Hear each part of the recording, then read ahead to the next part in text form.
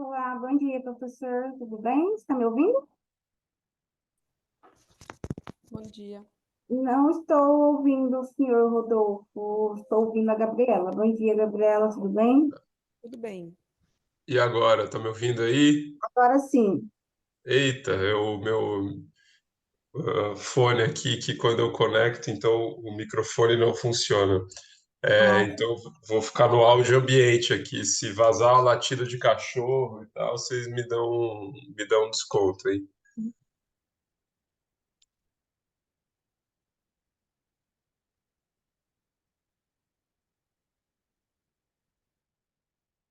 Ah, a gente começa às 8h30, então sim, às 8h30. vamos passar os vídeos. Aí a primeira já é a Gabriela, que já está aqui. Você é a Gabriela dos Santos, né, do primeiro trabalho. Isso. Aí os outros dois trabalhos são dos mesmos autores.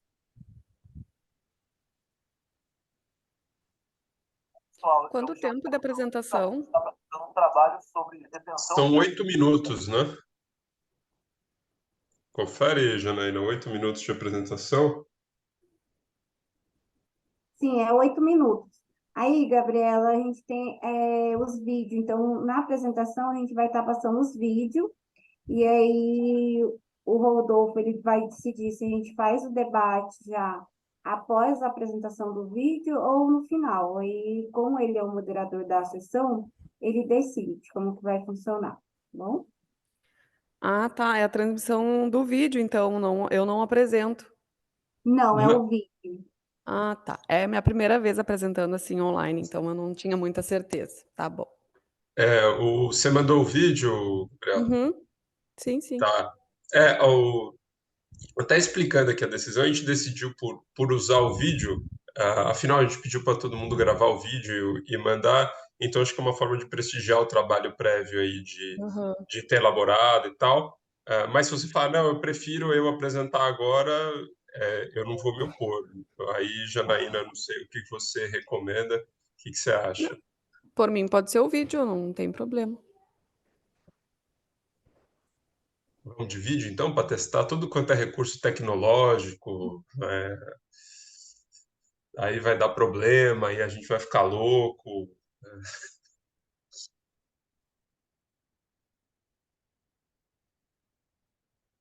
Eu nem dei bom dia para vocês, ou dei? Não, né, eu acho que deu e a gente não ouviu. Foi mal, então eu tava testando meu áudio lá. Bom dia para todos. É, entra todo mundo na sala no mesmo. A ideia é que todos os autores aí estejam presentes quando a gente começar, né? Eu vou só fazer um teste aqui. Opa, tá bom.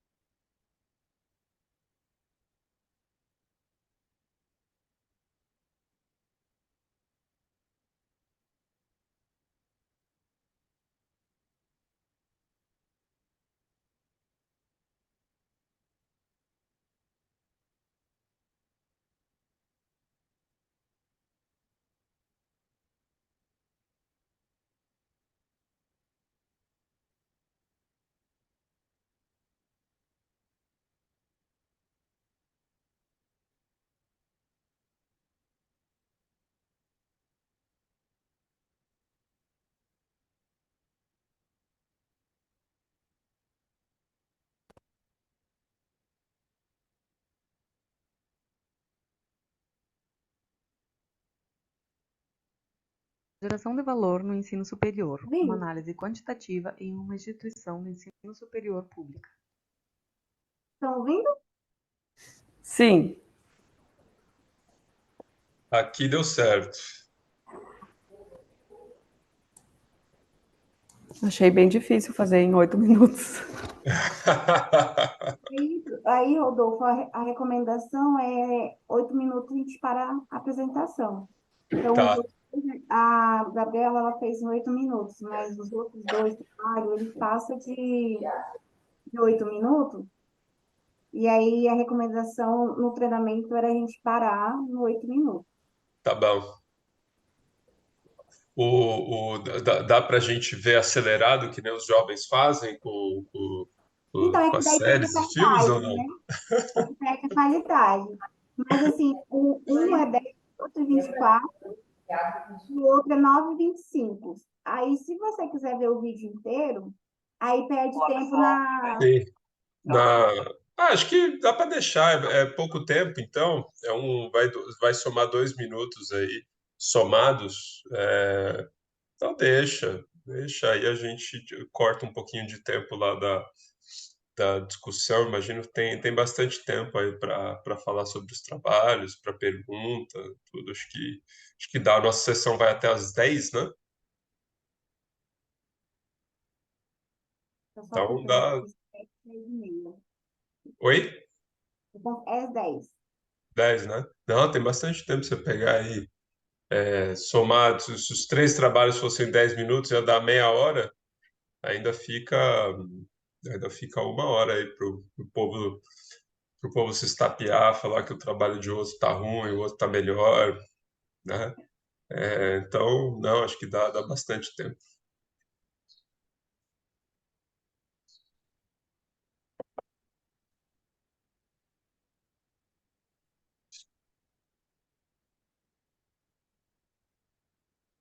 Eu tô meio olhando para os dois lados aqui, porque eu tô testando um negócio de 2 telas hoje, mas não é que eu.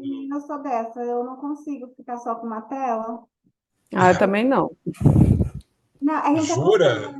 A gente acostuma com uma. Nossa, eu não consigo. Eu não vai, eu já estou vendo aqueles 5 minutos que para mim não vai funcionar. Eu deixei todos os trabalhos abertos aqui numa, na minha segunda tela, vamos dizer assim, com o meu resumo, com as observações, com as eventuais questões que eu separei aqui para cada trabalho, e aí eu me sinto, nossa, eu prefiro ter 80 janelas abertas no mesmo computador, e ficar nos alt tab lá, às vezes erra e tal, fica procurando, mas eu acho que essa coisa da segunda tela eu não, putz, Eu já não, não não vai. gosto de ficar só com uma tela. Parece que eu não rendo, o meu trabalho não funciona só com uma tela. Jura? Pô, eu queria ter essa organização aí. Eu tô, eu tô meio que estreando o meu escritório aqui hoje, que eu acabei de mudar, né? Aí, aqui é onde vai ser o escritório, tá meio ainda, tá vendo as paredes vazias lá atrás, é que ainda não deu tempo de colocar as prateleiras e tal, mas eu tenho todo o espaço aqui de bancada que eu já tô vendo que eu não vou usar, que eu vou continuar eu e meu computadorzinho Uhum. pequenininho mesmo.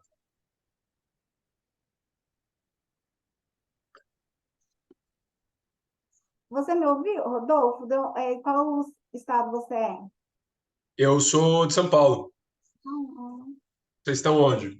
Eu sou de Mato Grosso, mas ultimamente eu moro em Uberlândia devido ao doutorado. É o Joé? Rio Grande do Sul. Vocês estão tudo aí onde vocês moram mesmo? Tá aí o Rio Grande do Sul e Uberlândia? Sim. Uhum. Ó, você sabe que eu fiquei um pouco, de certa forma, triste. Eu tô aqui em São Paulo, aí eu recebi o convite para ser moderador. Aí eu já fiz mó ginástica aqui da logística para ir para a USP hoje de manhã. Fazia um tempo que eu não ia para lá. Aí a hora que eu vi lá online, eu falei, pô, perdeu a graça. Queria ir lá, tal, tomar aquele café lá da fé, mas não rolou. Mas tudo bem, é bom, né? Tem até o chimarrão aí marcando presença. Tal.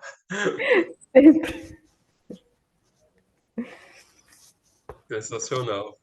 Tá fazendo doutorado em quê, Janaína? Em ciências contábeis.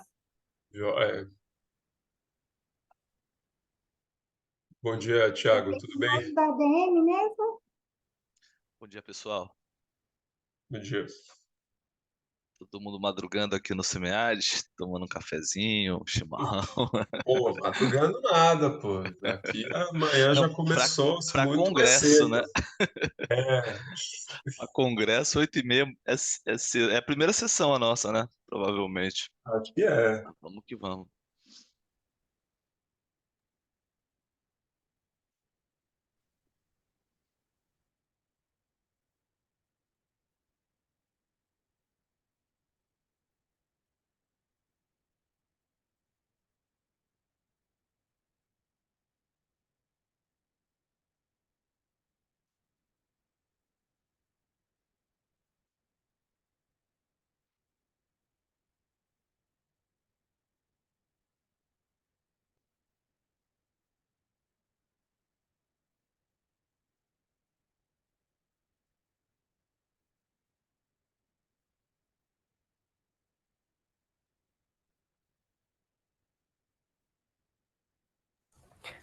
Eu acho que estamos todos, né? O Thiago acho que tem 2 trabalhos.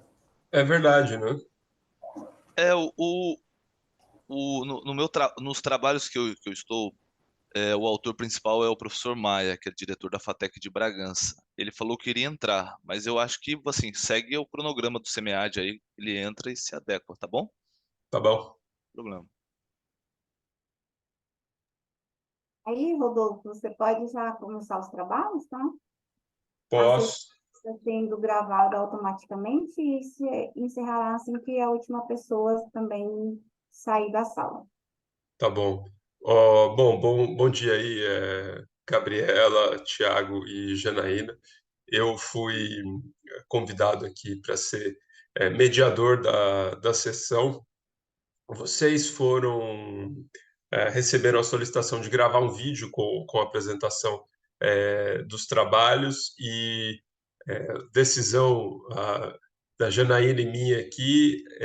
Vamos prestigiar o trabalho de elaboração do vídeo e começar as apresentações com a exibição dos vídeos. Como todos respeitaram o tempo de 8 minutos de elaboração, com pequeno desvio, a gente opta por passar os vídeos até o final.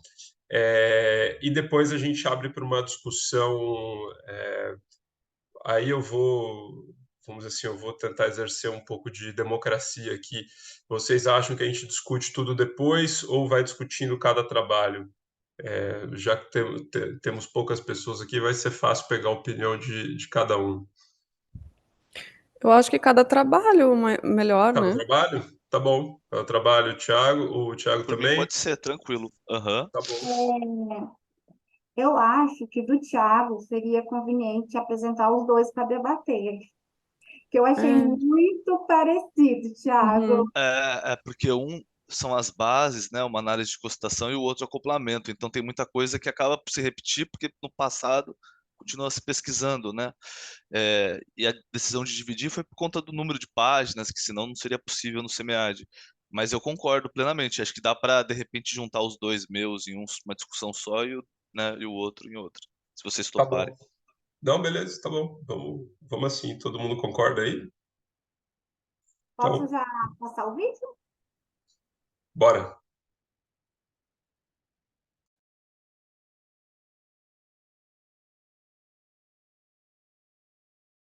No ensino superior, uma análise quantitativa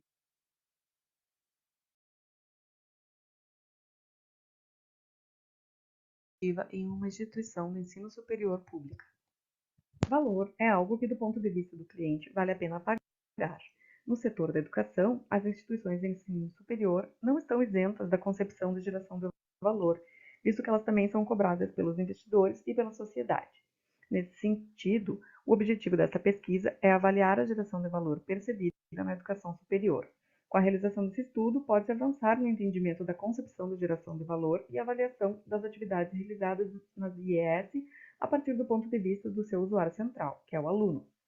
Como contribuições práticas, temos a avaliação das atividades e também ações promovidas pelas instituições que geram valor agregado do ponto de vista do aluno.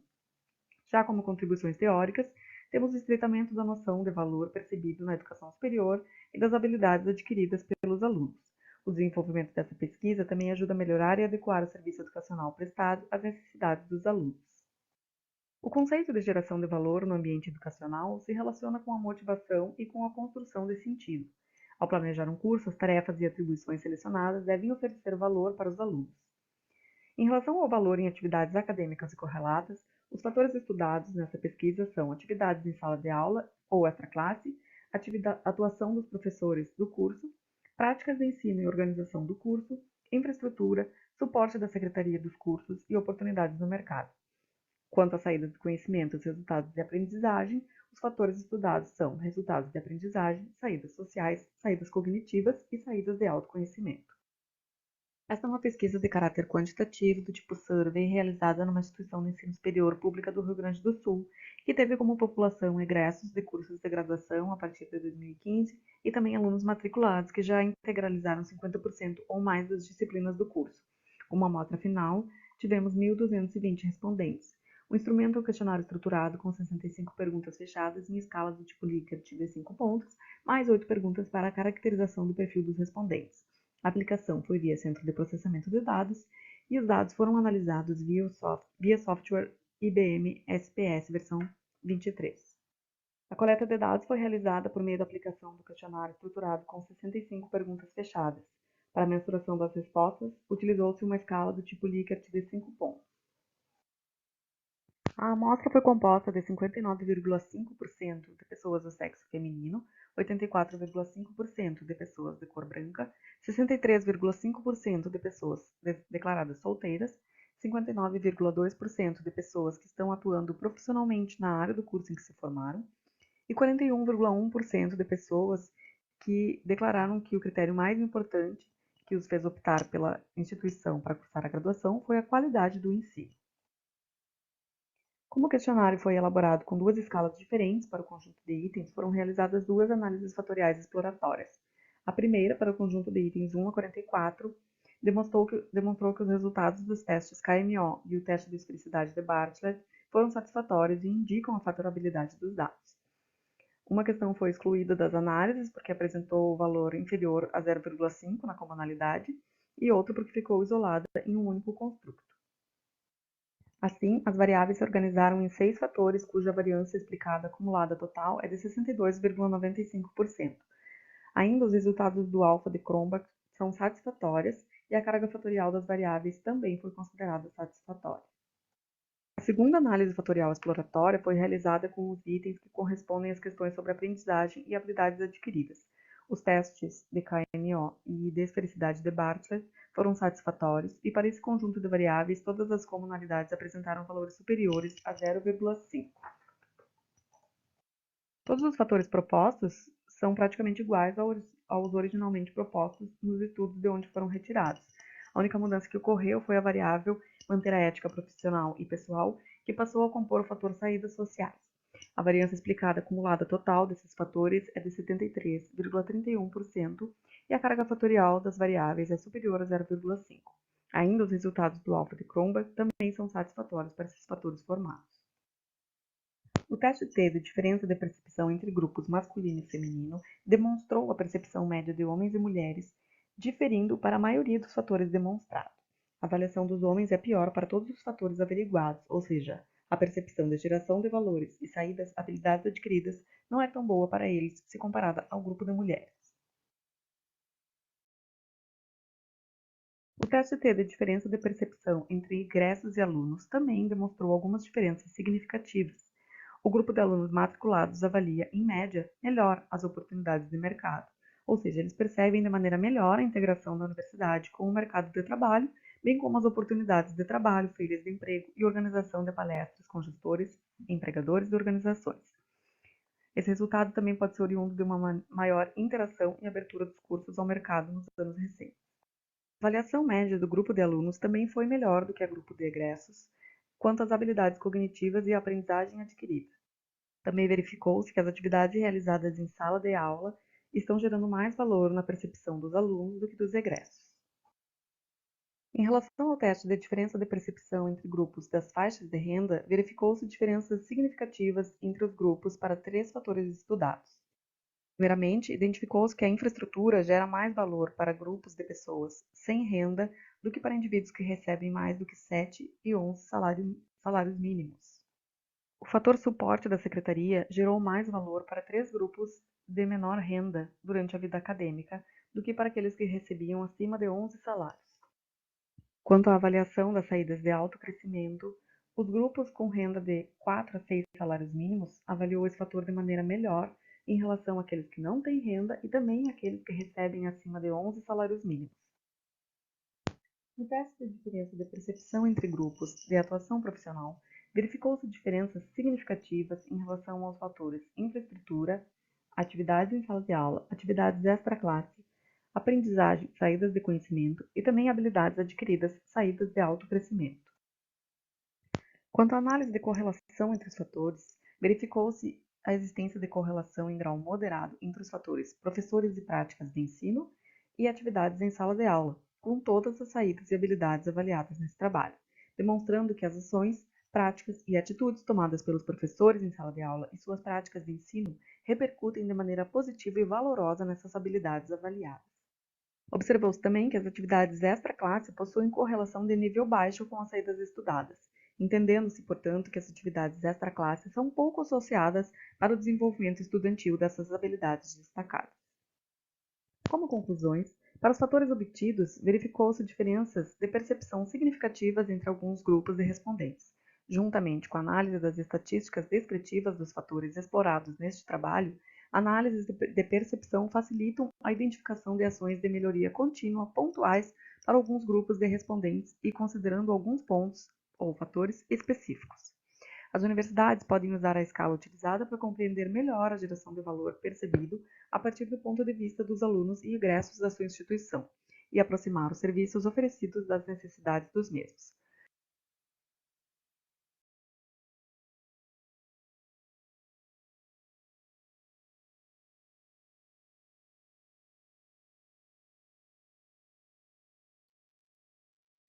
Professor, a gente decidiu fazer os apontamentos e comentários agora, né? Daí você pode Sim. ficar à vontade para iniciar. Tá. Bom, primeiro, Gabriela, primeiro trabalho aí é o seu, certo? Então, primeiro, parabéns pelo trabalho. Acho que o vídeo ficou muito bom, tá? Você falou aí da dificuldade de colocar em 8 minutos, mas vejo o conteúdo da apresentação muito fiel ao trabalho, então parabéns aí pelo poder de síntese e tal, argumentação, etc. Ficou tudo irretocável do ponto de vista de cumprimento do que foi pedido.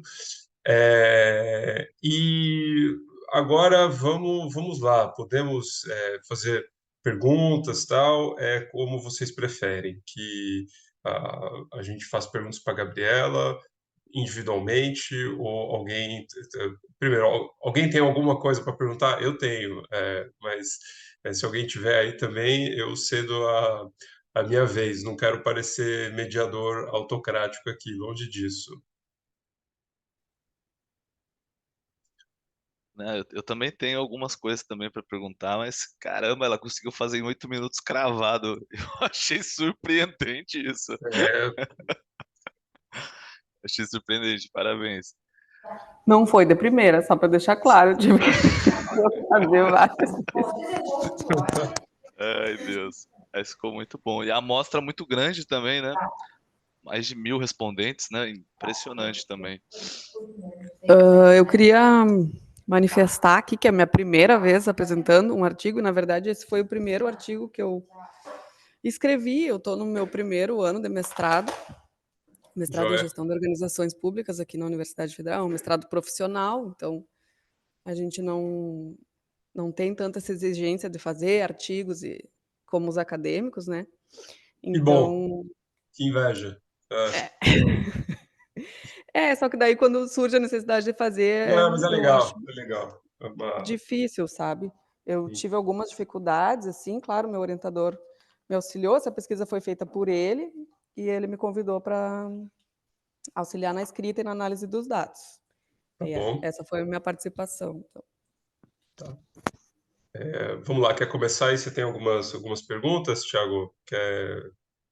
Cara, eu tenho algumas sim. Se você preferir que eu comece, eu já posso fazer aqui sim. Pode começar, cara, por favor. Eu vou fazer perguntas, se já estava no vídeo, você me perdoe, tá? Como foi em 8 minutos, eu posso ter perdido.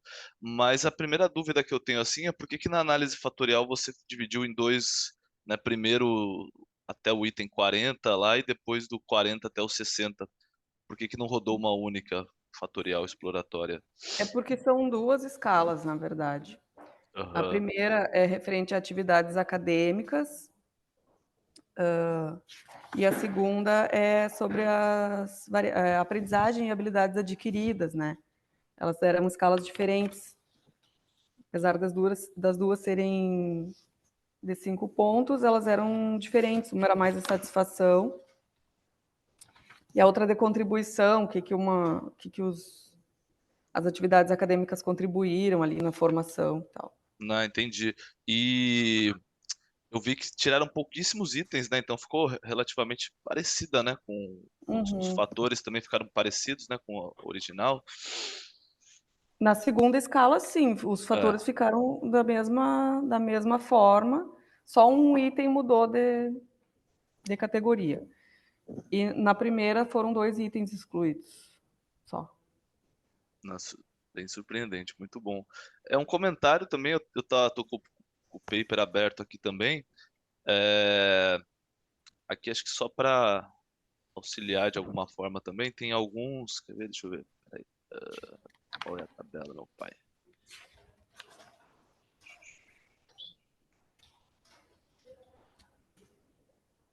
Rapidinho. Ah, é a tabela 5. Aonde está tudo SIG 000 lá, você tem que colocar um 1 no final. Mesmo que no software apareça tudo 000, sempre tem um 1zinho no final, que é para mostrar que a confiabilidade de 99%, né, e tal.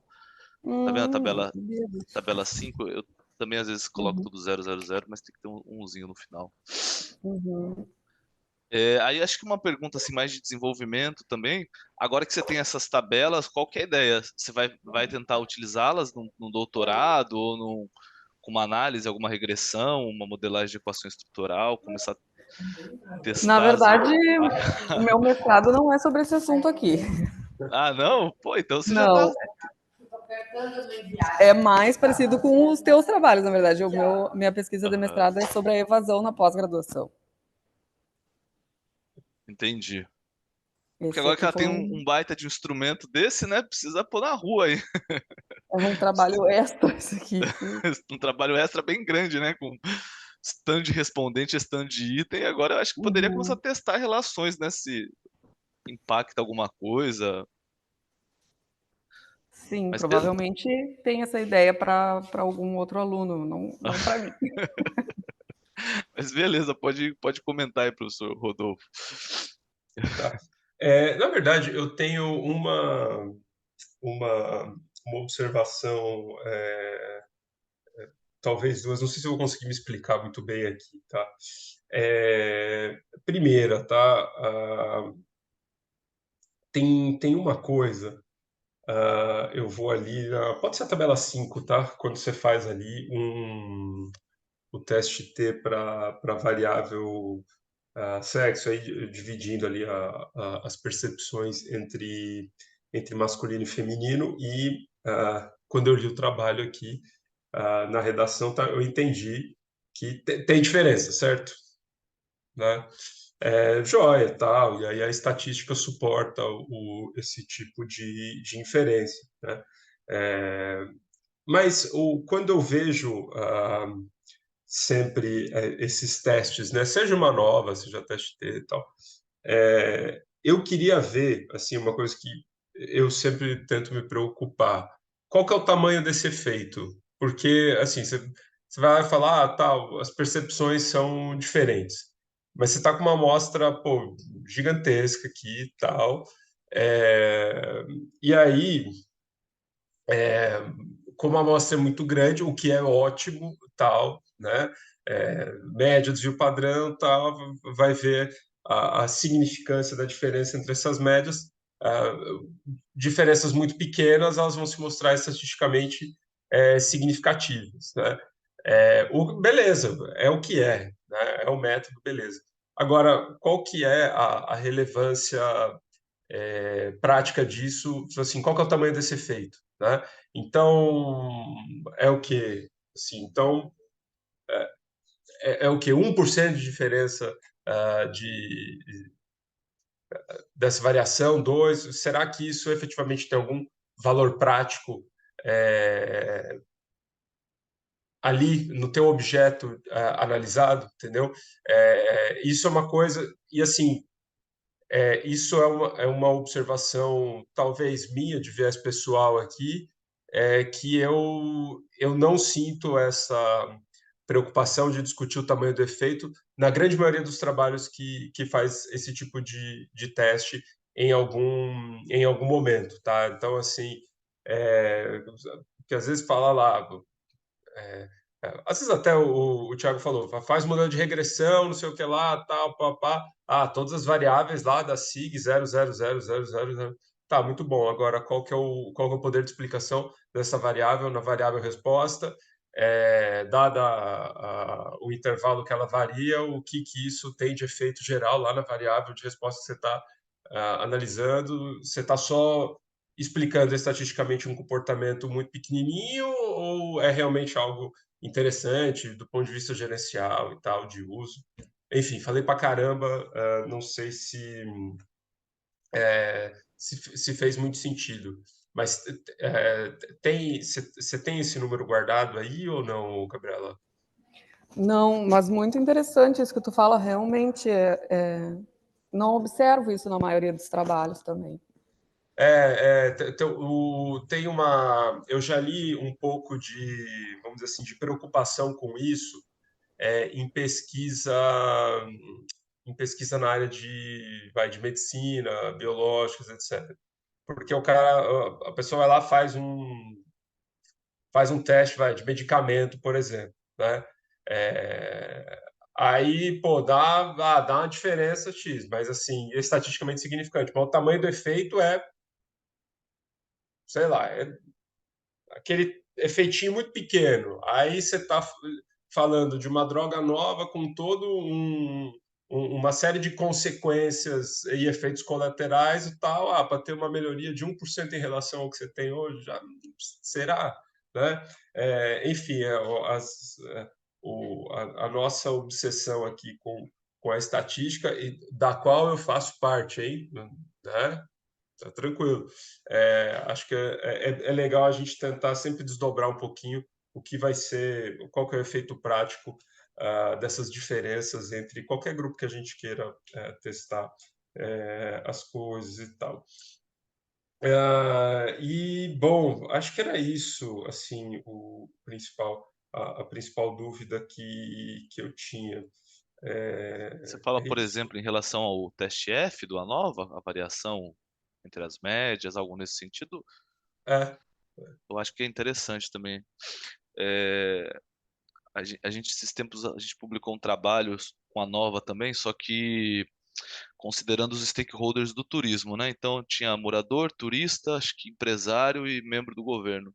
E a gente uhum. fez uma nova bem interessante também, e um dos avaliadores bateram muito nisso também, de não ter discutido o F, né? O tamanho do efeito da variância das médias. Então, acho que é um comentário bem oportuno aí. Eu mesmo, quando teve alguma coisa que eu fiz, eu não sei até se era de artigo que eu cheguei a escrever ou não, eu falei, nossa, olha aqui e tal, SIG 000. Aí, curiosidade, deixa eu ver o tamanho do efeito. Cara, 0,5%. É. É nada, entendeu? Tipo, no mundo real, não vai ser nada. Enfim, e aí eu tenho uma outra questão aqui. Seguinte, estamos no tempo? Acho que estamos, né? Estamos no tempo. O... Eu, eu não consegui perceber no texto, aí eu não sei se foi uma falha de leitura minha, tal. Seguinte, valor, né, é um conceito transversal em tudo na nossa vida, tal, ainda mais em gestão, etc. e tal. A grande questão é cada objeto diferente de consumo tem seus componentes de valor próprios, né? Aí, o seguinte, tem alguma literatura que atribua os pesos aqui desta formação de valor no valor total, ou não? Que acho que isso seria uma coisa interessante. Eu, pelo menos, gosto muito de trabalho, por exemplo, que pega lá, que dá uma utilizada em análise conjunta para decompor valor e ver como que todos esses componentes afetam lá na frente a tal percepção de valor, ainda mais falando de um objeto interessante, né, que é o estudante, o aluno e tal. Vocês têm alguma coisa nesse sentido, Gabriela, ou não? Trabalho nosso, tu diz? Ou assim, ou de vocês, ou que vocês viram por aí, ou que tá no forno, vai Não, sair e tal. por enquanto não. Tá. Você fala por conta do nome de geração de valor, né? E aí, quando tu olha os fatores lá, você estava tentando associar a valor, é isso? Nesse sentido, professor? Também, entendeu? Também, porque assim, né, se você olha aqui, então, entendo eu que valor no ensino superior está sendo tratado como um componente multidimensional formado por tudo isso: professores, prática de ensino, oportunidade de trabalho, infraestrutura. Aham. Joia, beleza, acho que isso dá para aceitar que esses são os componentes do valor Mas precisa mesmo. amarrar muito, né? Precisa amarrar muito, senão fica muito com cara de retenção mesmo, puramente. Mas tem uma coisa aí, por exemplo, não estamos aqui numa discussão, beleza, aberta e tal. Aham. Não quero discutir mercantilização do ensino, não quero entrar nesse debate, mas imagino que preço é um componente de valor, Uhum. né? Tá, então como é que o preço está relacionado com todos esses componentes de valor? Quais são os trade-offs, né? Já que a gente está já que a gente tem uma realidade de ensino pago, beleza? Quais são os trade-offs que existem entre o meu desembolso como estudante, consumidor, tal, via todos esses componentes de valor. Enfim, acho que é uma coisa interessante aí de se ver. Eu nunca vi trabalhos com esse tipo de exercício. Janaína levantou a mão. Eu só queria fazer um comentário, porque a gente já está estourando o tempo. Consegui. Gabriela, então, o professor Rodolfo, ele pegou um ponto que eu iria sugerir você ou alterar esse título, essa palavra, ou então você focar, amadurecer mais, aprofundar a sua fundamentação teórica e tentar amarrar mais esses pontos. Geração de valor, trazer a literatura, sabe? Destacando o que você está realmente considerando como geração de valor, qual que é a literatura que você está utilizando, né? Com base em que você com qual autor e por que essas variáveis, né? Porque eu acho que tem que estar bem amarradinha essa questão. E aí Tô eu trago anotando. um questionamento sobre por que você fez apenas com uma IES específica. Se você poderia fazer com um levantamento, né, maior, assim, com mais de uma instituição. Eu acho interessante seria você expandir talvez essa pesquisa, né, depois. Lógico que não é o seu objetivo do seu mestrado. E no mais, eu queria dar parabéns também pela pesquisa. Você comentou no início que é a sua primeira apresentação, primeira participação, né? Primeiro artigo. Então, acho bem relevante a gente destacar essa importância. Eu sou da área acadêmica, eu estou fazendo doutorado acadêmico, e a gente acha interessante quando vem o pessoal do mestrado, doutorado acadêmico, profissional, né?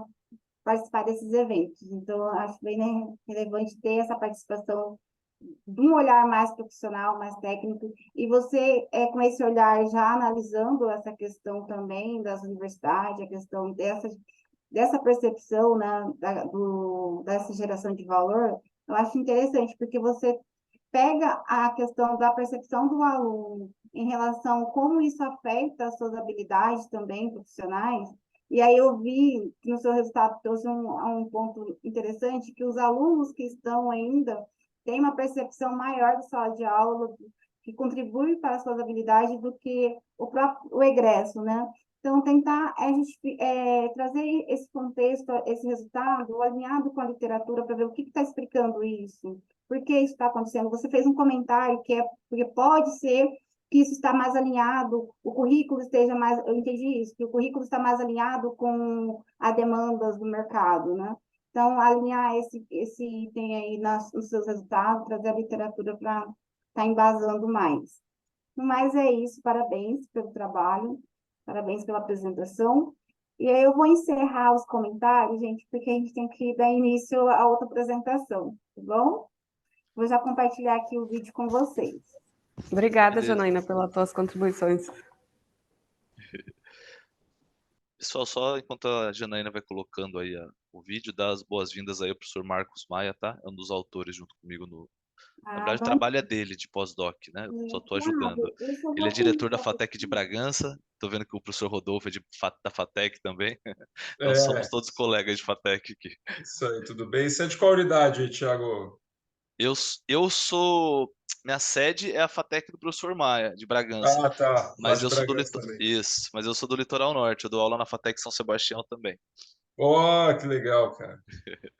Pega uma praia lá.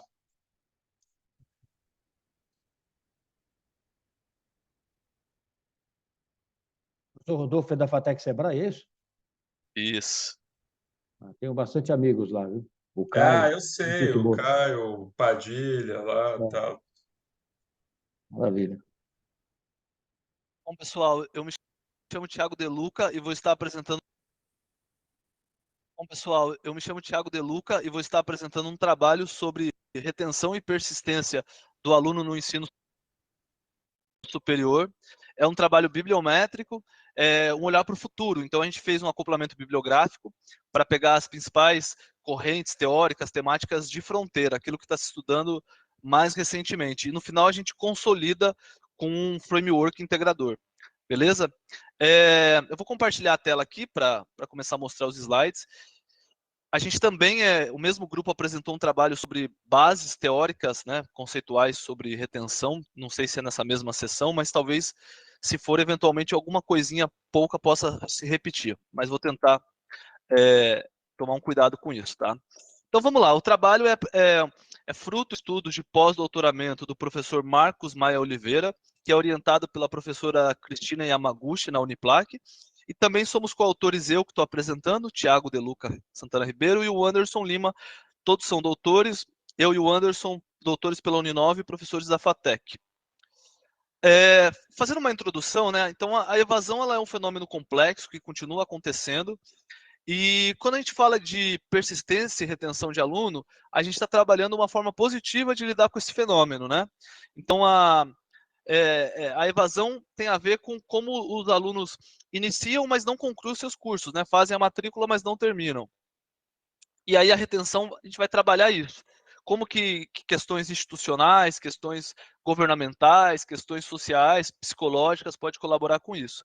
E a gente fez uma busca no Web of Science e nós não encontramos trabalhos sobre fronteira relacionado à retenção. Encontramos algumas coisas muito concentradas em tópicos específicos, como barreiras, como questões psicológicas, mas não encontramos um trabalho que se comprometesse a fazer esse estoque de conhecimento das fronteiras, tá? Então, o método foi uma bibliometria, né, ou seja, uma revisão com técnicas estatísticas. A coleta de dados, a gente usou essas strings, student rotations in higher education, or student permanence in higher education. A fonte foi o Web of Science. Quando colocamos os critérios de exclusões, só artigos científicos, tiramos os ahead of print, limitamos a base até 2022, e só língua inglesa e portuguesa, a gente teve uma amostra final de 187 artigos. Fizemos um mapeamento gráfico com VozViewer, gerando um mapa de pareamento bibliográfico, né, o pareamento, o acoplamento bibliográfico, que é a mesma coisa, e no final a gente faz um framework integrador que acho que é a grande contribuição. Tá? Vamos seguir. Aqui a gente tem o mapeamento gráfico e vocês vão perceber que são muitos clusters, eram 12 clusters, e eu gostei de colocar essa imagem aqui porque dá para ver que muitos desses clusters eles se confundem. O que eu quero dizer com isso? Eles têm uma convergência de uma linha de pesquisa com outra muito grande, com exceção de um ou outro cluster ali, como o rosa, que está um pouco isolado. A grande maioria se conversa e isso é interessante, né? Porque mostra que quando a gente olha as bases teóricas e conceituais, tem uma delimitação um pouco melhor. Mas hoje, com o advento da tecnologia, muito com as influências das teorias integradoras, esse conhecimento se converge. Eu não vou falar sobre todos, até porque em 8 minutos seria muito difícil, mas eu vou mostrar aqui nessa tela os clusters, né? Então, estratégias e programas focados em retenção, tecnologias e ferramentas, envolvimento, engajamento e pertencimento. Então, vocês podem ver que tem relacionamento entre ES e alunos, apoio social, vários clusters diferentes, mas eu acho que é legal a gente discutir esses clusters no framework integrador, considerando que são só 8 minutos para a apresentação. Essa é a estrutura final que a gente chega com base no desenvolvimento desse trabalho, na análise dos clusters, né? Então, a gente coloca a retenção e persistência do aluno como tema central, e a gente separa os resultados daqueles clusters em 3 grandes grupamentos: fatores institucionais, tecnologias e modelos preditivos e aspectos contextuais. Então, vamos trabalhar um pouco sobre cada um deles, né? Fatores institucionais. Então, relacionamento entre os alunos e as IES, né? Então, os alunos, eles se conversam bem com a instituição, eles conseguem achar suporte nos professores, na coordenação, eles recepcionam bem as mensagens que são transmitidas das IES, esse diálogo, ele é fluido, não tem muitos ruídos. Esse é um assunto importante no que tem sido pesquisado. Integração social e acadêmica, né? O aluno, ele se sente pertencido, né? Ele, mais do que conversar com a instituição e com outros alunos também, eles se sentem acolhidos, eles se sentem participantes daquela comunidade. Apoio social ao aluno, né? Então, escolha do curso, redes de apoio. O que acontece? Muitas vezes, os alunos, eles não têm uma condição financeira adequada, eles precisam de um suporte em relação a programas de moradia, programas de apoio, estágios. Então, tudo isso é importante, né? Aspectos curriculares e extracurriculares, né? Então, a grade de ensino está adequada com aquilo que é praticado no mercado, com aquilo que o aluno espera, ou tem um conflito muito grande entre a expectativa do aluno e o que é apresentado. E eventos extracurriculares, como feiras, laboratórios, interclasse no esporte, tudo isso também é estudado. Programas educacionais, por exemplo, o programa de matemática, para ajudar aquela pessoa que tem deficiência em matemática, pode colaborar também com a persistência do aluno. Modelo de avaliação, como considerar o pensamento complexo, dar feedbacks para os alunos, não se limitar apenas a uma, já entrando em pedagogia ali também, a uma pedagogia mecanicista, né? Hoje o aluno está muito mais orientado à tecnologia, a mais argumentação, reflexão, isso é interessante, tá? E programas de tutoria também, alguns trabalhos abordaram isso. Aí, do ponto de vista contextual, a gente encontrou muitos trabalhos que abordavam questões sociológicas, de contexto, como grupos não tradicionais. E ali tem alguns exemplos: indígenas, quilombolas, entre outros. O que é feito para conseguir trazer esse grupo para uma compreensão daquilo que, de repente, ele não viu, ele não teve conhecimento prévio? Então, como trazer esse aluno para mais perto, né? Como conseguir fazer ele compreender, como trabalhar essas especificidades, como evitar bullying, evitar preconceito, integrar esse aluno. Grupos desfavorecidos economicamente, a mesma coisa, né? Pessoas que são desafortunadas, que estão em situação de pobreza, como trabalhar as especificidades desse grupamento. Aspectos demográficos, aqui a gente encontra em alguns trabalhos diferenças na persistência entre masculino, feminino e sei lá, outros gêneros, entre idade, né? Pessoa mais velha e pessoa mais nova, e por aí vai. Calouros também entra aqui. Então, beleza. E aí, por último, esse cluster é muito interessante, né? Esse cluster não, esse grupamento, né? Tecnologias e modelos preditivos. Porque quando a gente fez a análise bibliométrica para o passado, para as bases, já tinha um cluster ali relacionado com modelos preditivos, mas ele era ainda muito descritivo, analítico. Agora já está sendo muito trabalhado questões como machine learning, uso de big data, né? Então grandes dados. A gente vê também que esses aprendizados de máquina, machine learning, já estão tão eficientes que conseguem disparar alertas para alunos que estão em situações semelhantes com alguém que evadiu. Então, o machine learning faz com que a gente pegue um banco de dados de quem evadiu e aí pega todos os outros alunos e tenta ver quem tem um comportamento semelhante de quem já evadiu, ou seja, que pode estar para evadir e disparar alertas. Então, ali eu cito algumas coisas, como mapa auto-organizados, questões, soluções compartilhadas. Então, tem uma série de situações que pode servir como modelo preditivo ou como tecnologias, como esses exemplos, né, mapa auto-organizado, soluções compartilhadas, para tentar evitar a evasão, né? Tecnologias que ajudem na retenção, na persistência, tragam o aluno para essa atualidade. Bom, pessoal, esses foram os clusters e esse modelo integrador. Espero que todos tenham gostado da apresentação. Eu finalizo aqui nas conclusões, já passou os 8 minutos, então vou correr para finalizar. Nós apresentamos também uma extensa lista aqui de 10 questões de pesquisas que podem ajudar com um mapa futuro, né, para quem quer pesquisar.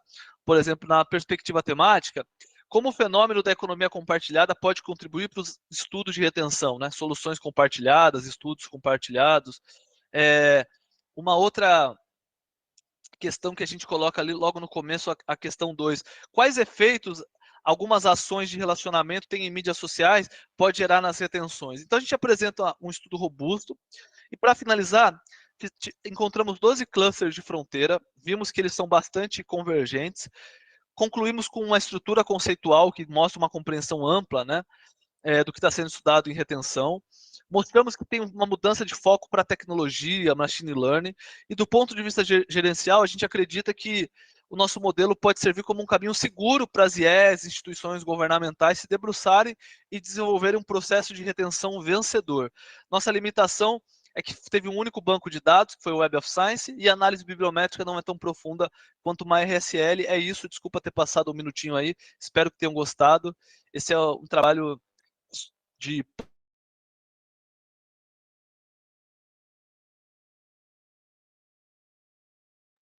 Eu vou colocar o outro, tá? E aí a gente faz um comentário. Beleza. Só para, enquanto você vai colocando para nortear, esse primeiro foi de fronteira, tá? Um olhar mais para o futuro. O outro agora vai ser um pouco mais para o passado, as correntes que serviram de base.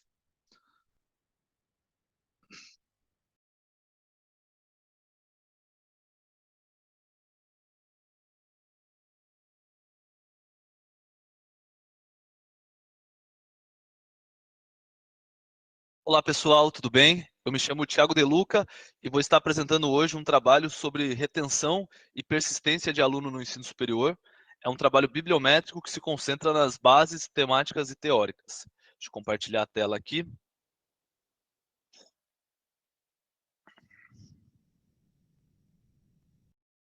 Bom, vamos lá. Então, o nosso trabalho é análise bibliométrica da retenção e persistência dos alunos do ensino superior, um quadro geral das principais correntes temáticas e teóricas. Esse trabalho ele é de coautoria, né? O primeiro autor é o professor Marcos Maia Oliveira, doutor em administração pela Uninove e diretor e professor da FATEC Bragança. A sua orientadora no pós-doutoramento é a professora Cristina Yamaguchi, né? Ele está fazendo esse pós-doutoramento pela Uniplac, esse trabalho é fruto de um dos estudos. E eu sou o Thiago De Luca Santana Ribeiro e tem o Anderson também, que ambos somos professores da FATEC e doutores pela Uninove. Bom, vamos lá. Trazendo uma introdução, a evasão no ensino superior, ela é um fenômeno complexo, né, que não se restringe ao Brasil, mas é um fenômeno que compreende diversos países. E a evasão está muito ligada ao sentido negativo, né, do aluno começar um curso e não concluir. Começa um curso de ensino superior e não consegue atingir a conclusão. E quando a gente estuda a retenção e persistência do aluno, a gente está trabalhando esse fenômeno do ponto de vista positivo, né? Quais estratégias a gente pode conseguir introduzir para garantir que esse aluno conclua o seu curso, né? Então, ali eu coloquei uma frasezinha: a retenção de alunos no ensino superior no conceito relacionado à oferta, ou seja, um tema ligado às ações desenvolvidas por IES para reter alunos. E a gente sabe que a retenção, por ser um fenômeno complexo e que vem sendo trabalhado há muito tempo, ela já tem sido trabalhada por diversas óticas, como, por exemplo, teorias psicológicas ligadas a habilidades, competências, né, funções dos seres humanos. Tem também uma abordagem sociológica ligada ao contexto em que o aluno ele está incluído, né, como questões econômicas, questões de pertencimento, questões de ser uma comunidade tradicional ou não tradicional, e por aí vai. E aí, quando nós apresentamos o GAP, a gente destaca isso com uma citação do Tite, né? Que os pesquisadores discordaram das classificações das perspectivas de retenção de alunos propostas em pesquisas anteriores, psicológica, sociológica, organizacional, ambiental, institucional e econômica, porque tem várias, né? Então é um conceito muito fragmentado. E a gente tenta trazer luz com um estudo bibliométrico, né, uma análise de cocitação, para apresentar um pouco das bases teóricas, temáticas que estão sendo trabalhadas. É importante dizer que nós fizemos uma busca na Web of Science e não achamos uma bibliometria com análise de cocitação recente. Na realidade, há muito tempo a gente não acha uma bibliometria bem feita demonstrando as bases. A gente encontra muitos trabalhos para pontos específicos. Então, o nosso método é um trabalho bibliométrico, né, que, em síntese, uma revisão com técnicas estatísticas.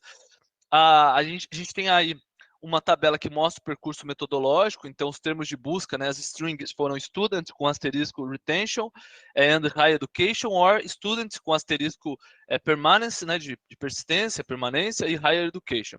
O banco de dados foi a Web of Science, a amostra inicial 326 documentos, aí colocamos como critério de exclusão somente artigo científico, né? Excluímos os que foram publicados em 2023, que a gente queria ter uma amostra completa, né, o ano de 2022.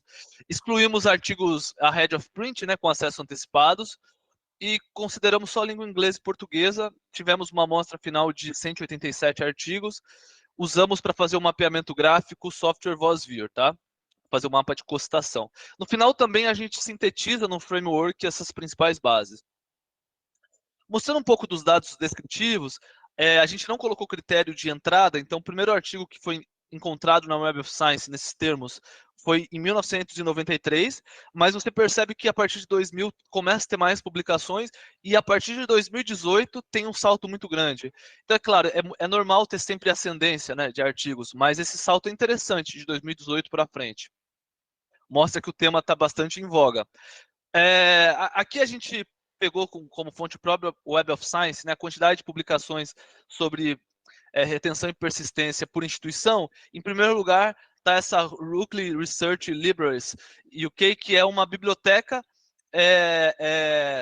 de journals do Reino Unido, tá? Então apareceram 2.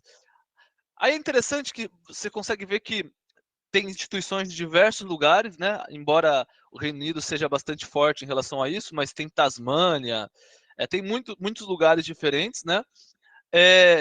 Vou correr aqui por conta do tempo, tá, pessoal? Sobre as publicações, a gente vê também que, claro que em educação são os primeiros, né, como Studies in Higher Education, mas também a gente pode ver ali embaixo Frontiers in Psychology, né, de psicologia, a Sustainability, que é muito famosa em gestão também. E aqui a gente chega no mapa de cocitação. Nós encontramos 7 clusters, né, temáticos e teóricos. Eu vou comentar brevemente um pouco sobre eles, tá? Para me manter no tempo aqui dos 8 minutos. O cluster principal, que é o vermelho, segundo o manual do VozViewer, ele apresenta alguns fatores que influenciam na evasão e principalmente fatores sociológicos, como contextuais, né? O contexto que a pessoa está, as restrições financeiras que a pessoa tem, restrições de pertencimento, restrições gerais, assim, contextuais, tá? Então é muito focado nisso, embora tenha alguma outra coisa psicológica também, por isso que eu nomeei o cluster como fatores que influenciam a evasão. Agora, o segundo, que é o verde ali em cima, ele é muito focado nas questões psicológicas, como as habilidades da pessoa, muito focado na competência dela, então coloca muito no indivíduo e não no contexto ou nas instituições, tá?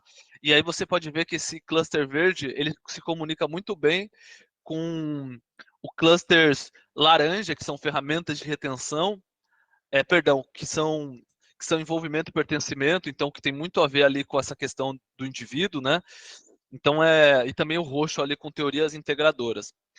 O azul, que é modelo de predição, que está ali no superior para a esquerda, começa a trabalhar como que as instituições de ensino e também as instituições governamentais conseguem ajudar nisso de tentar prever o aluno que vai evadir, tá? A roxa, a teoria predominantemente integradora, junta um pouco de cada teoria, como a teoria do BIM, mais psicológica, a própria teoria do Tinto, com essa questão de integração. O azul ali, essas ferramentas de retenção computadorizadas, como tentar trazer o aluno para perto. O azul claro, evasão do aluno iniciante, os problemas que o calouro tem, né, de não se encontrar, não saber com quem falar, não encontrar um suporte muitas vezes.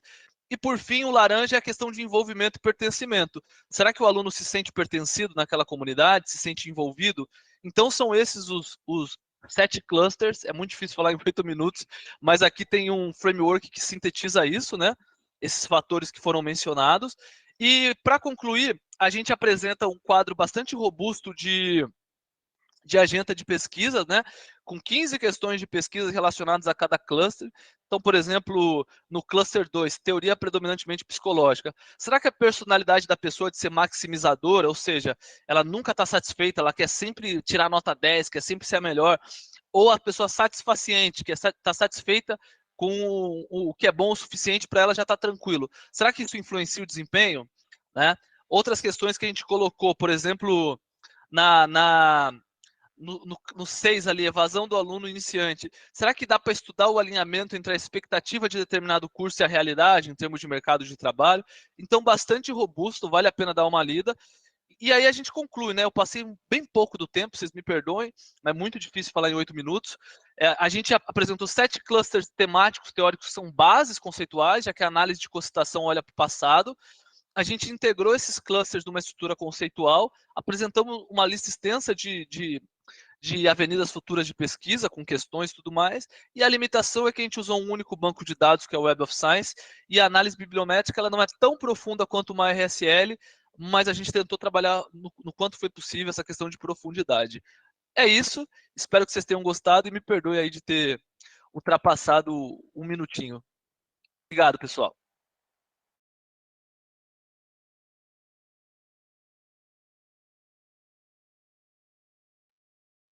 E aí, pessoal, podemos começar a fazer os apontamentos. Professor Rodolfo, quer ser o primeiro? Podemos começar.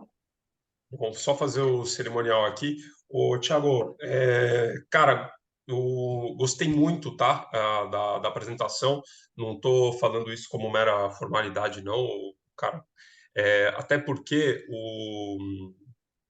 aqui no banco de artigos do SEMEAD aqui, que foi disponibilizado para a gente, está participando da sessão, os 2 trabalhos aí, seu e do Maia, estão como resumo expandido, não está o trabalho inteiro, tá? Então, toda aquela parte de análise que se apresenta aí que apresenta na apresentação é ótimo, né? Mas que você exibiu, vamos dizer assim, na sua apresentação, ela ficou muito mais rica e, assim, cara, melhorou muito para mim o entendimento da complexidade do trabalho que foi feito, as análises que saem daí e tal. Então, parabéns aí pelo trabalho para vocês dois e para os outros autores que não estão aqui. E muito, muito, muito, muito legal mesmo. Temos aí pouco mais de meia hora para discutir. Eu vou começar com uma pergunta, tá? Que é outra obsessão minha recente, estilo olha lá o tamanho do efeito. Cara, eu contando só um pouco do histórico aqui, tá? Eu trabalhei em retenção muito tempo, tá? Em telefonia, tá? Então, é até engraçado porque teve uma época da vida que eu mentia o meu trabalho, eu não falava no que eu trabalhava, né? Porque eu trabalhava na parte de retenção de banda larga, né? E aí, quando você ia num churrasco, as pessoas, o que você faz na vida? Você fala, não, eu trabalho na retenção de banda larga da tal operadora. Mas, cara, nossa, eu tô tentando cancelar, não consigo, tal, não sei o quê, tal. Enfim, né? E aí eu brincava, a pessoa perguntava, o que você faz? Não sei o quê, não falava nada, porque cada lugar que eu ia, eu saía com 3 telefones que iam me ligar depois para eu desenrolar coisas dos outros e tal. Mas, enfim, eu trabalhava muito com os modelos preditivos, né? Tal, lá na época não tinha esses modelos, vamos dizer assim, tidos como ciência de dados hoje, as árvores de decisão e tal, eram os classicões lá de regressão logística, análise discriminante e o que mais servir para classificar, né? E tal, tinha lá todas as variáveis que faziam parte, etc. e tal, que eu entendo ali que é uma parte das suas, que você coloca ali dos modelos, né, de predição e tal. E claro, tem muitos trabalhos sobre isso, porque, vamos dizer assim, é um trabalho entre aspas, aí fácil de fazer. Você tem um banco de dados, tal, você escreve, tem as discussões, só se argumentar legal ali, que dá para você fazer um relato de pesquisa interessante. Agora, eu tenho aí voltando à minha obsessão, você sente que precisa especificar objeto para isso ou não? Ou seja, o objeto aluno de ensino, né? Ou seja, o cliente do ensino ou o aluno, não vou entrar na discussão se aluno é cliente ou não, tal, mas assim, você sente que precisa especificar o objeto para ter esse levantamento de literatura, ou seja, esse objeto merece uma teoria própria ou não, ou daria para fazer o mesmo levantamento sem especificação do objeto, buscando por retenção apenas, dado que se for extrapolar para qualquer outro produto ou serviço, dá para tentar dividir em fatores psicológicos, sociais, tal. E aí, o que vocês acham? Maia, eu vou colocar meus comentários e aí você pode ficar à vontade, tá? Para me interromper. Cara, eu sinto que tem uma diferença muito grande por conta da questão social, muitas vezes, né? Então, por exemplo, o calouro de uma IES ou o calouro até de uma escola de ensino médio é completamente diferente de um calouro de banda larga, por exemplo, porque não tem essa questão de interação social, né? Então a gente na busca, até pensando um pouco nisso, a gente colocou como string duas variações, né? Student com asterisco, retention, e aí colocamos high education, ou student permanence e high education. Provavelmente deveria ter até mais variações, mas aí não tem fim, né? Se a gente for indo. Mas eu acho que é perfeito isso, e aí esse teu comentário nos leva até uma possibilidade, professor Maia, de, sei lá, ano que vem, ou 2025, tentar comparar essa retenção de ensino superior com retenção de ensino médio, por exemplo, algumas modalidades diferentes dentro da própria educação, né? Então, Para poder entender também, né, Tiago? Para poder entender também onde começa esse problema, né? Já está no ensino médio essa situação, né? Eu lecionei bom tempo, falando para vocês, no ensino médio também. O Tiago também teve oportunidade, que ele trabalhou no IFE, no Instituto Federal também.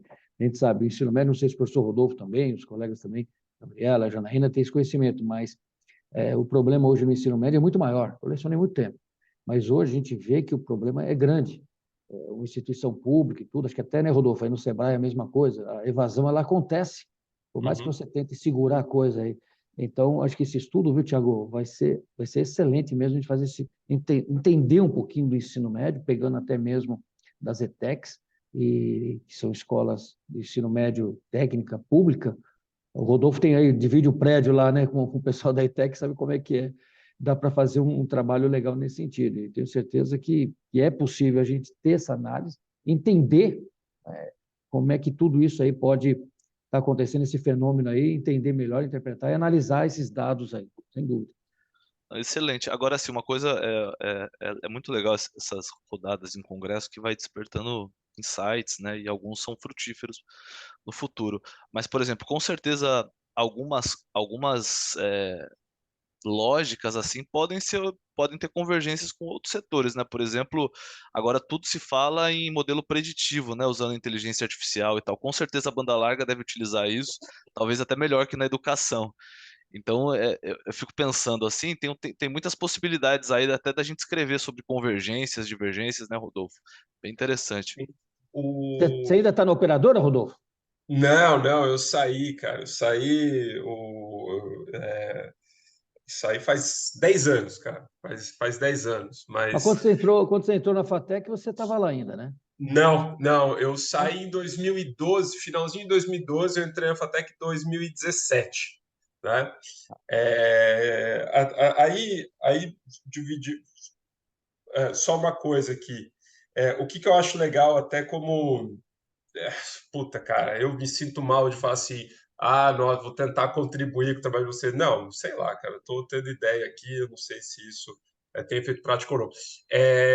O que eu acho legal, assim, se o objeto é diferente, né, então assim, se, pô, estudante, não sei o que lá, tal, é diferente de outro produto, de outro cliente de streaming, de banda larga, de programa de relacionamento de varejo, etc. e tal.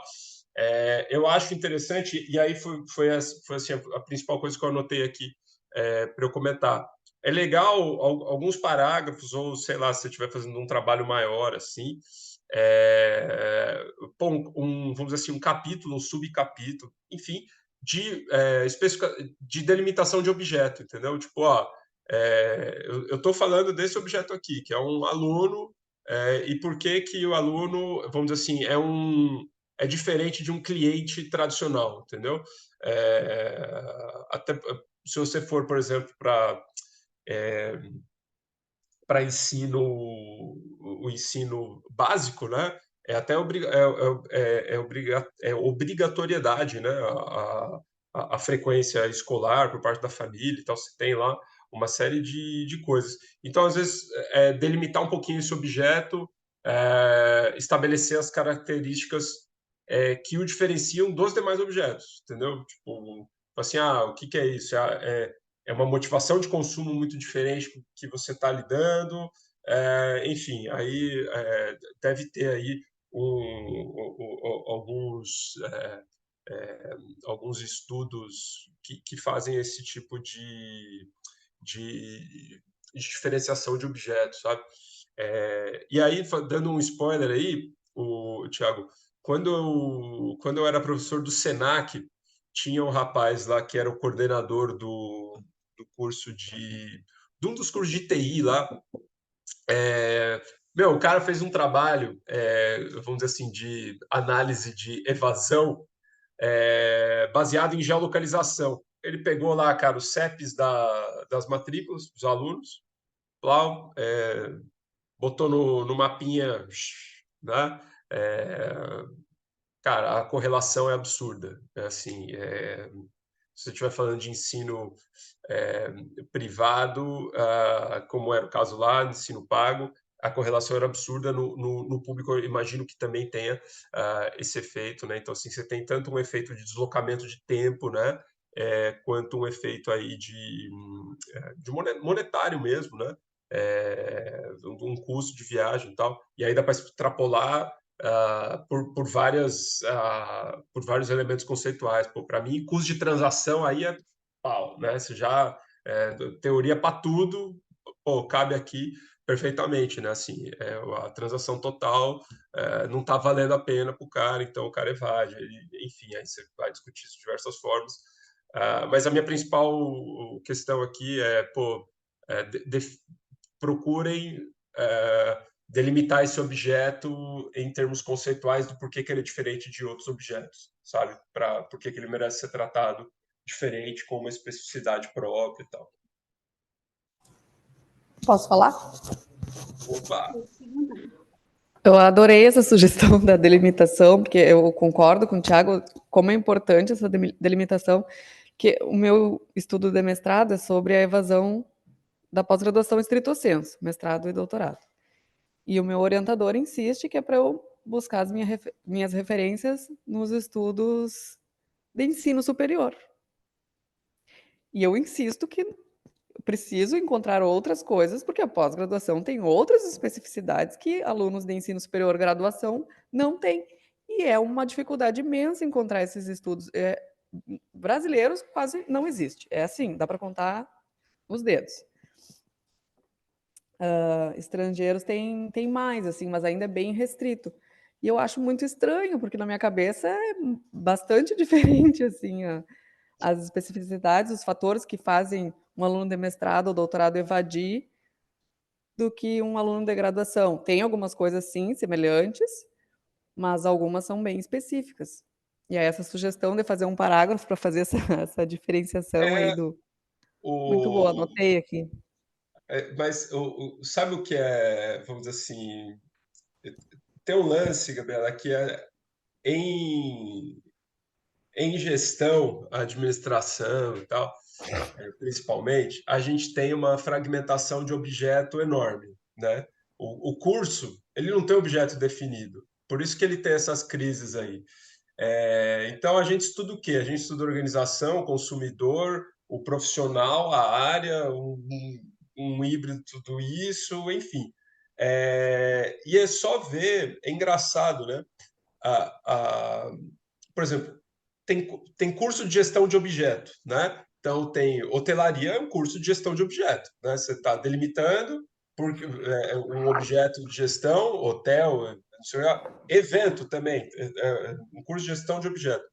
Ué, por que que esses objetos precisam de algo específico para eles e outros objetos não? Né? Por que então que eu não tenho curso de gestão de empresas automobilísticas? Se supostamente dizem que isso tem um papel para o PIB fundamental.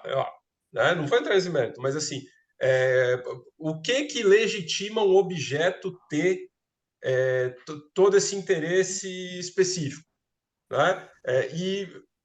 Mais interessante ainda, como se a gente está escrevendo pesquisa a respeito, é legal assim, a gente tentar estabelecer conceitualmente o que faz esse objeto diferente do outro, entendeu? Numa relação de consumo. Então, assim, pô, tá bom, o Rodolfo aluno é diferente do Rodolfo consumidor de café, beleza. Mas, conceitualmente, onde está essa diferença? Tá na motivação, tá no envolvimento, tá nos dois, tá num componente específico do envolvimento do consumidor, onde é que tá, entendeu? Porque a gente fica nessa dificuldade de compor uma literatura para nossa pesquisa, porque tem sempre há essa dúvida. Esse objeto precisa de algo específico ou não? E aí a gente sempre está na. E aí? Ai, meu Deus, precisa ou não? Precisa ou não? E aí não vai encontrar, óbvio que não, porque se você muda um objeto de lugar, dado as diferenças culturais que existem no planeta, a relação desse objeto muda, ué. Muda.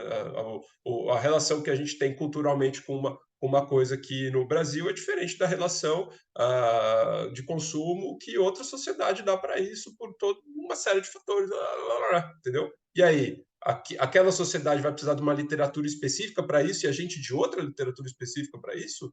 Olha a maluquice onde vai parar, né? Ou por quê? Porque falta para a gente entender que a gente precisa olhar de uma forma conceitual para os objetos e não com a especificidade, procurando uma especificidade de determinação deles. É muito louco isso, entendeu?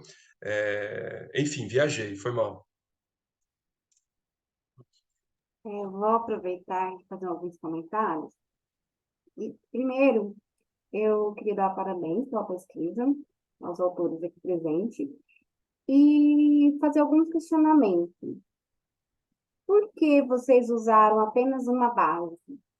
Por que não usar outras bases como a SCOP, o SPEL ou até a AEG, por ser algo voltado para a educação? Por que vocês optaram por usarem só uma base? Ótima pergunta, Janaína.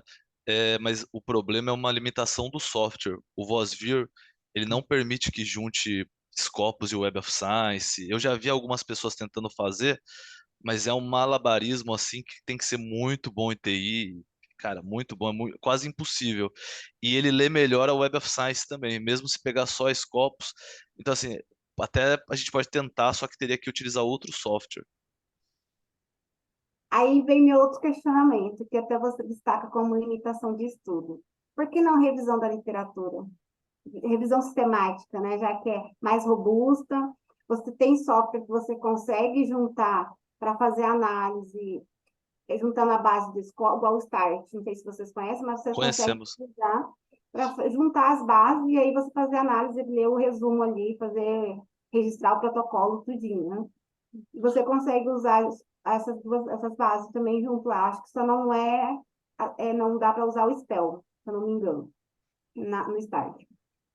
Por que vocês optaram para fazer a revisão biométrica e não uma revisão sistemática da literatura? Então, professor Maia, eu acho que vai ser uma continuidade, não vai ser do seu pós-doc? Acho que você podia comentar um pouco sobre isso, né? Porque primeiro eu queria ver o macro, né? A intenção é essa mesmo, sabe, Ana? A gente pretende, inclusive amanhã, até comentei com o Thiago, não vai dar para o Thiago ir, mas amanhã eu estou indo lá para Joinville, na Univille, a gente vai estar apresentando esse trabalho num evento que vai estar lá, da Uniplac, esses 2 artigos aí que nós fizemos, elaboramos e foram aprovados aí no SEMEAD. Então, é um estudo futuro que nós pretendemos, sim.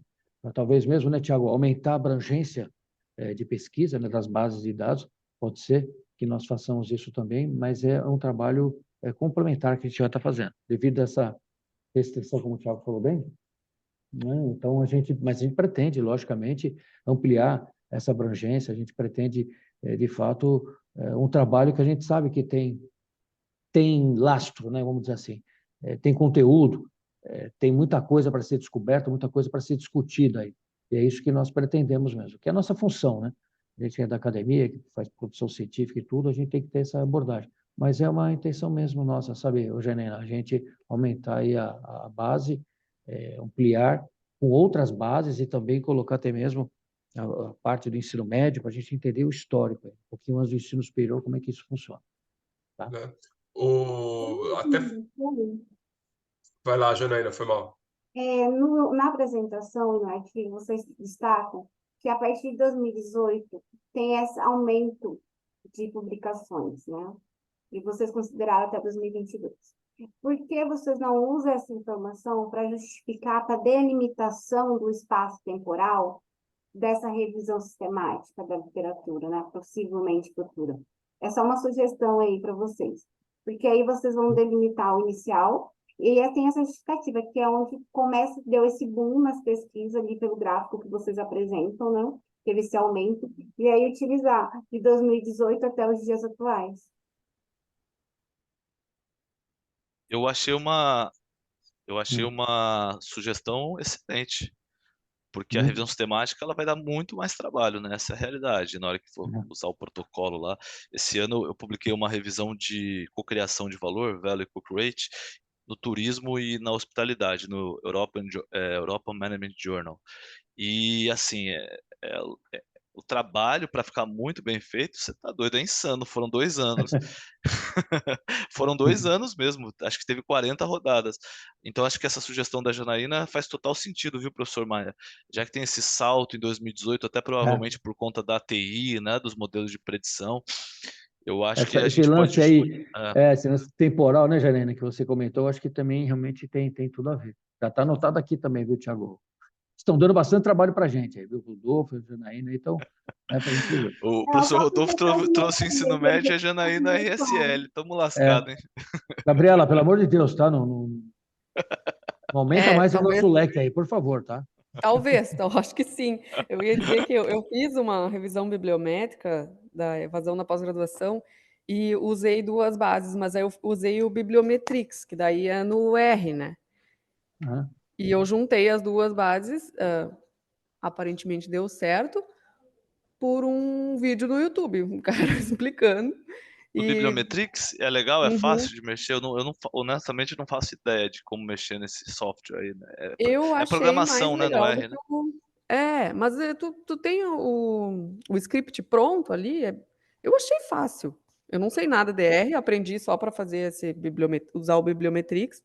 E tu pega o script pronto, joga ali, ele abre um navegador com Bibliometrix. Eu achei melhor, mais completo do que o Voz Viewer, esse aí. Que E legal. dá para Aí, juntar as bases. Gente, eu não sei por que que eu estava achando que vocês tinham usado o Bibliometrix, gente. não, foi vazio. Nós viu mesmo. Eu ainda estou assim com ela aqui na minha cabeça, eles usaram, não citaram. E ele, na E hora é- que você falou que não dá para usar a base, eu fiquei assim, gente, mas eu acho que eu já vi. Por que Tava pensando, esses meninos tão doidos aí, tão mentindo pra mim, mas não dá mesmo, no Voz Viewer não dá. e outra, né? E não é foi que foi não, mas orientado não para a tem gente, né, Tiago? como, Nossa tá? orientadora pediu. Mas eu acho que a Gabriela trouxe mais um trabalho, sim, viu, professor? Que a gente aprendeu a usar esse Bibliometrix, porque de fato, mesmo nesse trabalho que eu publiquei na Europa Management Journal, um dos avaliadores perguntaram também porque não utilizou mais de uma base, porque Scopus é muito robusta, né, na área de gestão e tal. E aí vamos aprender a usar esse Bibliometrix aí para trabalhos futuros aí. Tá joia. Sim, vai ficar legal. Ainda mais robusto. Maravilha. E eu não sei se vocês têm ideia de submeter uma revista, eu acho que seria interessante, né? Uma possível publicação aí. A gente teve um outro que a gente mandou também para o CMA, Janaína, que foi escolhido, né, Tiago? Nós tivemos 3, né, aprovados, né? Foi um que Aham. foi, esperamos aí que tenha êxito, né? Vamos ver. Mas vamos sim, aí é com o homem aí, né? Com o diretor, né? Eu É, só vou obedecer aí, né, ô é. Rodolfo? Tem que ter hierarquia, né? É, Dá força aí, Rodolfo. É tudo Fatec, hein, Rodolfo? Ajuda nós, hein? eu desculpa aí, eu fechei a câmera aqui momentaneamente, que eu mudei de casa e eu inventei, cara, de pegar um cachorro aqui, filhote, aí ele às vezes faz umas besteiras aqui, cara, que ele destrói a casa, aí às vezes eu tenho que correr aqui para arrumar a besteira que ele fez. Tá? Ele tava comendo, cara, coisa errada aqui, foi mal. Eu queria comentar um negócio aqui, cara, que vocês falaram aí de metodologia de análise e tal, né?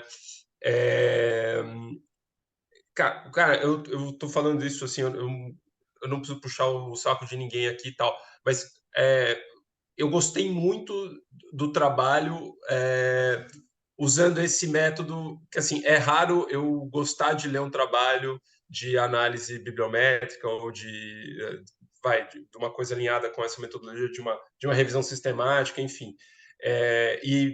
Assim, eu gostei bastante porque a parte como foi apresentada a análise que foi feita, cara, para mim foi do melhor jeito possível. Assim, eu não tinha visto ainda dessa forma os dados serem exibidos, aí como vocês abordaram na apresentação. E, cara, para mim, assim, a categorização tal ficou muito, muito, muito legal. Né? Assim, então, parabéns pelo bom uso da técnica, né? Foi muito, muito bom de ver. E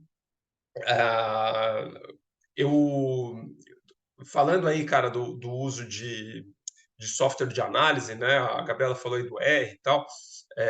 O Thiago, pô, eu nunca usei e tal. Cara, tem uma coisa que tem me ajudado muito. Confesso que é para a única coisa que eu uso a programação no R com auxílio de ChatGPT. Cara, é absurdamente eficaz, assim. Coisa que antes eu perdia um dia inteiro programando, que dava um erro, voltava, não sei o que lá, tal, papapá.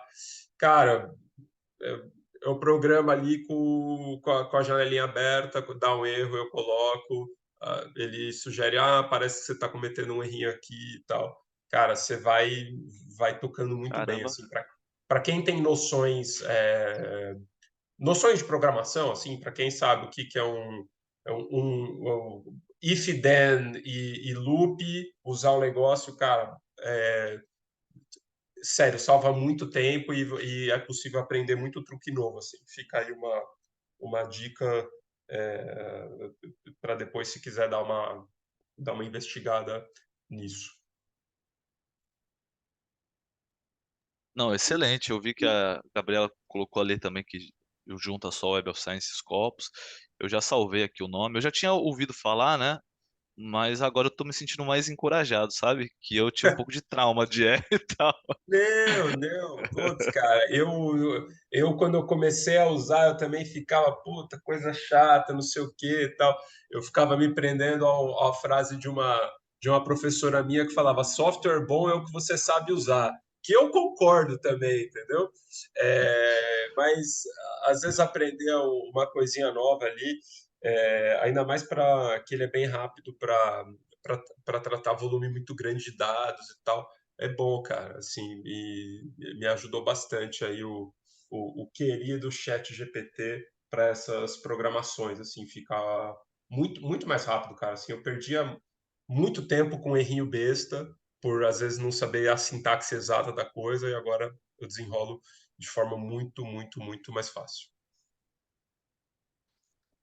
Deixa eu só. Eu lembrei agora que o Rodolfo comentou da categorização, e eu não sei se eu perdi essa fala, mas qual o método que você utilizou para fazer a categorização? Você usou análise de conteúdo? Como que foi? Você leu as Na, palavras-chave?